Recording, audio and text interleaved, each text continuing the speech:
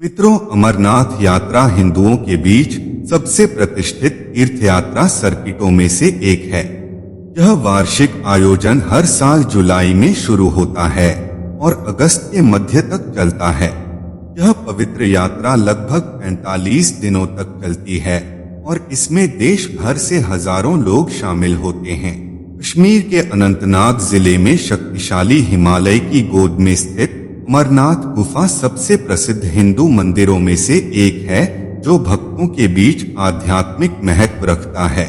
समुद्र तल से 3888 मीटर की ऊंचाई पर स्थित अमरनाथ गुफा में बर्फ का ढेर है, जो भगवान शिव की पौराणिक शक्ति का प्रतीक है। यह बर्फ का शिवलिंग अमरनाथ गुफा का मुख्य आकर्षण है, जो चंद्रमा की कलाओं के साथ सिकुड़ता और बढ़ता है।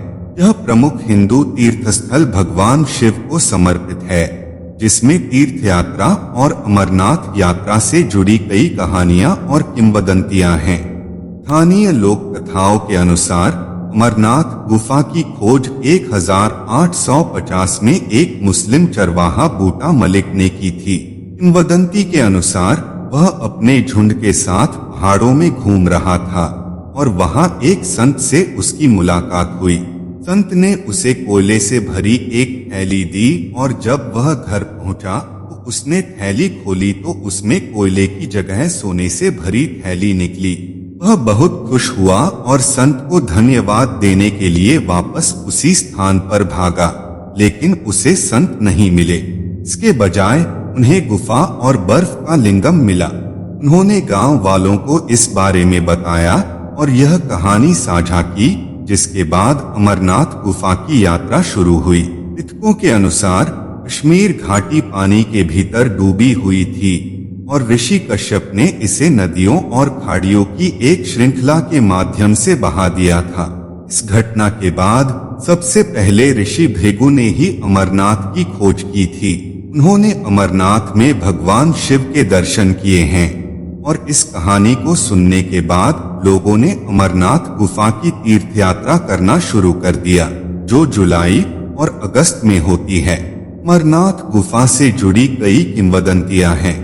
उनमें से एक सबसे प्रसिद्ध किंवदंती है, जिसमें दर्शाया गया है कि भगवान शिव ने देवी पार्वती के साथ अमरता के रहस्य और ब्रह्मांड के निर्माण की प्रक्रिया को साझा करने के लिए इस स्थान को चुना था। उन्होंने देवी पार्वती के साथ कहानी साझा की कि वह सिर की माला क्यों पहनते हैं और इसका क्या अर्थ है।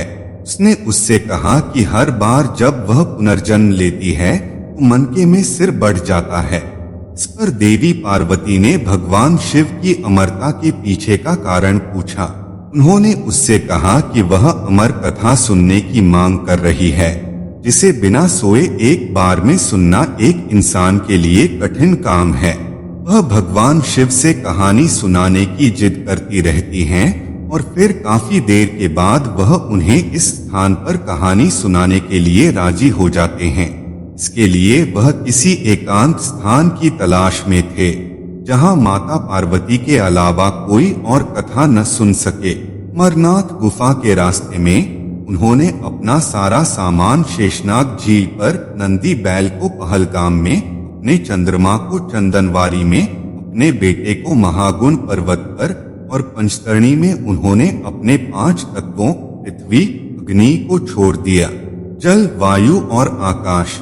भगवान शिव ने देवी पार्वती के साथ पवित्र गुफा में प्रवेश किया, हिरण की खाल पर बैठे और समाधि ले ली, यह सुनिश्चित करने के लिए कि गुफा में कोई नहीं है। उन्होंने कालाग्नि नामक एक रुद्र को बनाया और उसे गुफा में आग लगाने का आदेश दिया, ताकि वहां रहने वाली हर चीज नष्ट हो जाए। फिर उन्होंने देवी पार्वती को अमरता की कहानी सुनाना शुरू किया, लेकिन भगवान शिव इस बात से अनजान थे कि जिस हिरण की खाल पर भगवान बैठे थे, उसके नीचे एक अंडा सुरक्षित था। उस अंडे से कबूतरों का एक जोड़ा पैदा हुआ और कथित तौर पर अंडे के रूप में कहानी सुनने के बाद अमर हो गया।